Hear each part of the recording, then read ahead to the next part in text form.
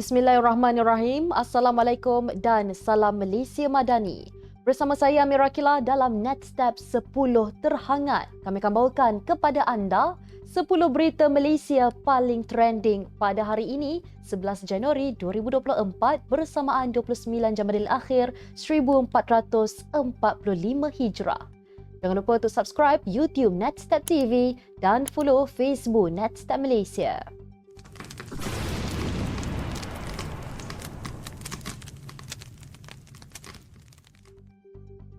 Yang di-Pertuan Agong Sultan Abdullah Ahmad Shah titah percepatkan semua projek tebatan banjir di seluruh negeri Pahang. Baginda turut bertitah agar tidak ada pihak mempolitikkan lagi isu pembinaan tebatan banjir seperti dicadangkan. Kerajaan Persekutuan pada Disember lalu mengumumkan sebanyak 33 projek tebatan banjir berkeutamaan tinggi akan mula dilaksana dengan kos 11.8 bilion ringgit.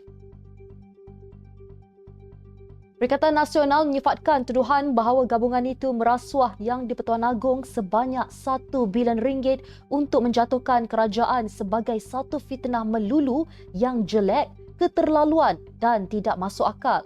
Pengerusinya, Tan Sri Muhyiddin Yassin berkata, fitnah jahat itu disambut pula oleh beberapa tokoh Pakatan Harapan termasuk yang berjawatan di dalam kerajaan. Justru Muhyiddin mengingatkan pemimpin PH dan konco-konconya supaya tidak mengheret institusi raja perlembagaan dalam taktik fitnah politik yang amat jahat dan kotor itu.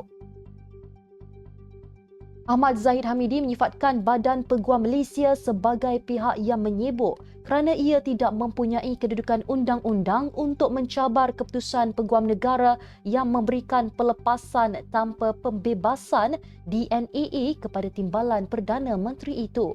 Dalam pemfailan afidavit untuk mencabar permohonan semakan kehakiman Badan Peguam Malaysia terhadap keputusan Peguam Negara yang memberikan DNAA dalam kes rasuah Yayasan Akal Budi, Zahid menyatakan bahawa Badan Peguam itu bukanlah pihak yang terkesan dengan keputusan terbabit.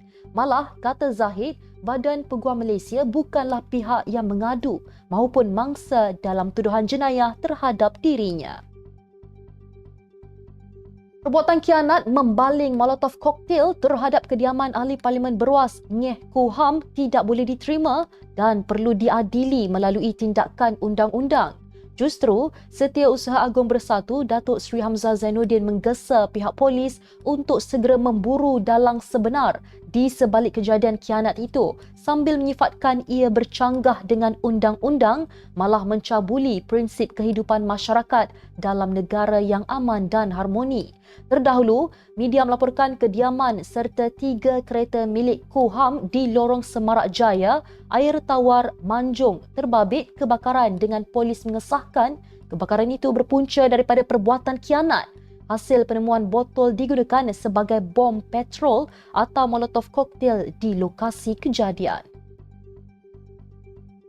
Perkara berkaitan lembaga pengampunan termasuk pertimbangan permohonan pengampunan buat Najib Razak tidak dibincang di dalam mesyuarat Kabinet yang dipengerusikan oleh Perdana Menteri Datuk Seri Anwar Ibrahim hari ini.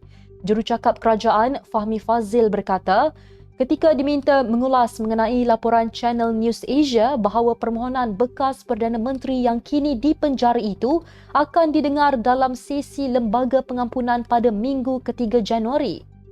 Pada masa yang sama, Menteri Komunikasi itu berkata terdapat proses sewajarnya yang perlu diikuti dan perkara itu akhirnya terletak di tangan Yang di-Pertuan Agong. Satu mesyuarat pengelolaan Liga Malaysia dan taklimat pengurusan stadium dan venue Liga Malaysia 2024-2025 telah menyaksikan beberapa perubahan besar telah diusahakan bagi meningkatkan mutu Liga Malaysia. Antara pengumuman penting yang dibuat oleh Kementerian Belia dan Sukan adalah penyediaan geran kepada setiap negeri bernilai RM500,000 selain RM300,000 bagi pembaikan saliran padang dan RM200,000 bagi penukaran padang. Sementara itu, Tengku Mahkota Johor turut menyumbangkan RM300,000 untuk penyelenggaraan padang. Menteri Besar Kedah Muhammad Sanusi Mat Noor hari ini berdepan siasatan selama 3 jam di Ibu Pejabat SPRM di Putrajaya. Beliau yang juga Presiden Persatuan Bola Sepak Kedah dipercayai disoal siasat berhubung dakwaan isu rasuah dalam kelab bola sepak negeri itu. Sebelum ini, SPRM memperoleh perintah reman 3 hari terhadap 4 individu bagi membantu siasatan kes rasuah membabitkan lebih 6 juta ringgit pada 2020. Seorang pengawal keselamatan didakwa di Mahkamah Session hari ini atas pertuduhan merogol kekasih berusia 14 tahun pada Mei 2021. Mengikut pertuduhan, tertuduh didakwa merogol seorang remaja berusia 14 tahun 3 bulan ketika kejadian di Kampung Banggul, Lepah, Ketereh di Kota Baru pada jam 5 petang pertengahan Mei 2021. Terdahulu, tertuduh memohon supaya dibenarkan ikat jamin kerana terpaksa menanggung keluarga dan mahkamah membenarkan tertuduh diikat jamin sejumlah RM3,000 dengan seorang penjamin. 3 pelajar sebuah sekolah menengah di Ceras yang ditahan kerana disyaki melakukan samun berkumpulan dan bersenjata terhadap warga asing di daerah itu telah melakukan jenayah itu lebih daripada 4 kali. Berdasarkan video yang diterima Astro Awani daripada sumber yang enggan dikenali, modus operandi yang dilakukan ketiga-tiga suspek adalah dengan memanjat bumbung rumah untuk memecah masuk kediaman warga asing. Mereka kemudiannya mengacukan pisau ke leher mangsa dan meminta wang sekiranya tidak mahu dicederakan sambil memaparkan wajah mangsa dalam keadaan ketakutan dan memohon untuk dilepaskan. Yang di-Pertuan Agong Al-Sultan Abdullah Riayatuddin Al-Mustafa Billah Shah semalam berkenan merasmikan Menara Merdeka 118. Keberangkatan tiba baginda berdua disambut oleh Timbalan Perdana Menteri Datuk Seri Fadilah Yusof dan pengerusi kumpulan PNB Raja Tan Sri Arsyad Raja Tun Uda. Menara Merdeka 118 yang dimiliki PNB itu berketinggian 678.9 meter dan merupakan kedua tertinggi di dunia selepas Burj Khalifa Dubai.